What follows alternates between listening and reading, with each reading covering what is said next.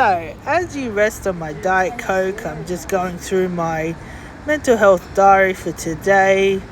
I'm doing a Verdun style come and go shopping with me for groceries in the fruit and veg aisle. I'm going to do a spinach and potato dish with a little bit of olive oil and lemon juice because you can't have spinach without a bit of olive oil, even though it's kind of a banned item because it's a refined food on the, low-fat vegan diet type thing.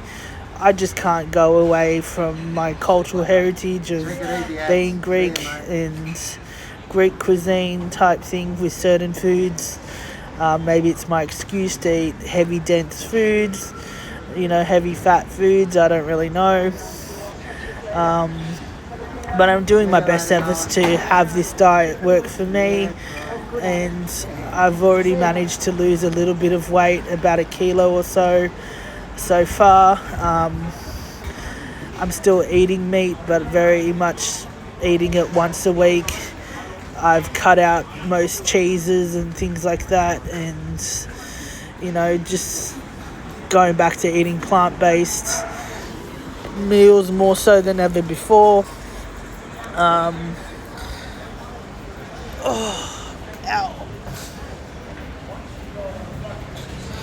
So I've just got to do something to address my weight. I'm still contemplating weight loss surgery to see if it's still a viable option for me, but I just feel like psychiatrically and lived experience mental health, portion control of food, and my food addiction issues that it's just a bad fucking idea. So I'm going back to my roots of following a whole food, plant-based, vegan approach to health, nutrition and weight loss as much as possible, keeping rich foods to a minimum type thing, and just addressing my relationship with food and my, I've gained so much weight this year, and it's very much had a personal mental health depression experience for myself because I just feel heavy, I feel fat, I feel, not myself. I feel like I'm carrying around an extra person. And I've just been in recovery with my bipolar schizoaffective disorder that, I've got a medication that makes you gain a lot of weight. So I've gained about 10 kilos worth of weight. I'm at my heaviest and I'm on Ozempic, and I've gained weight on a Ozempic type thing, and my doctor's looking at me and she's going, fuck this. Like, she doesn't know what to do with me, and it's just embarrassing going there and getting weighed and looking at the judgments on her face, and it's just a disaster. So I'm back at square one of addressing my relationship with food and fixing my life, because I've just got to fix it at this point in time. I spent a year in medical injection recovery for myself, of a 10-year battle of tablet forms of medications that don't quite work for me. I've spent 10 years. I used to go to hospital 4, 5, 6 times a year, in and out of hospital, private, now public, because a private hospital, doesn't quite, I don't know, like, I'm in public hospitals now, and, that's where I found my medication and a bit more realistic mental health, quick fix-it mentality, diagnostic disease profile implementation strategies. So that's where I found my medication that I'm on, and very grateful that I found it, because I've just been in hell for the past, I thought I was getting better, but I've been in hell for the past 10 fucking years, and I'm just exhausted. I don't know how to tell you. So now that I followed this diet when I was on tablet forms of medications, and I found it very hard to implement a new strategy diet and take my medications at the same time, and try and work and be employed and work in childcare. That's a very demanding industry, and I just completely relapsed when it came to seasonal depression all the time, because I was kind of 45% well. Now I'm kind of 80 to 90% well type thing, more so than ever before. I still get experiences of like out of body experiences, and not that I get noise pollution or anything, but I get like I just get a little bit of racing thoughts and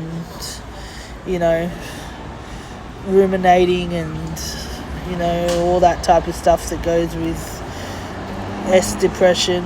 I spent a few times last year in hospital because of S depression and not being able to get myself out of my heavy set ways of addressing my relationship with food and addressing my meat fueled addiction, and feeling the guilt that I didn't stick to this diet, that I could have kept my gallbladder, grieving the loss of my father, and the fact that I struggled with his passing, and me not being on this diet to help improve his relationship with food and improve his health so that he didn't get pancreatic cancer type thing, because it's all related to diet and nutrition and lifestyle choices.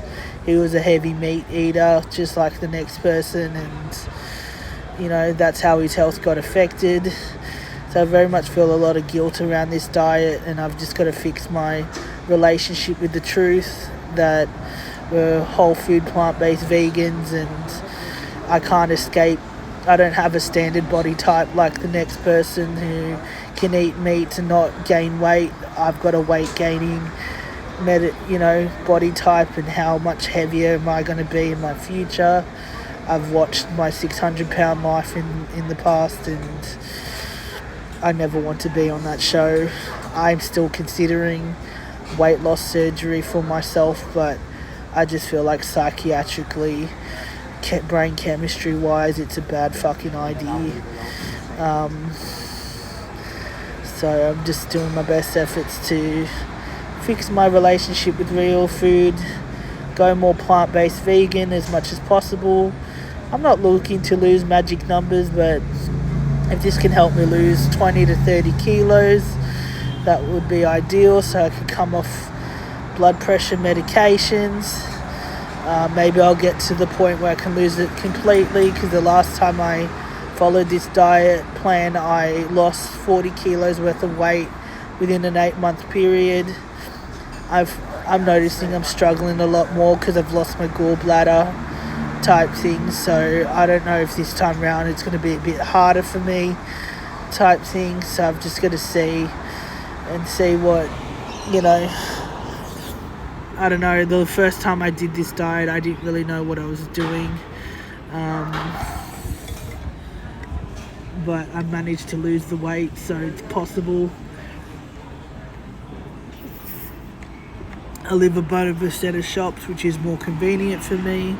Cleaning in my kitchen is a lot more convenient.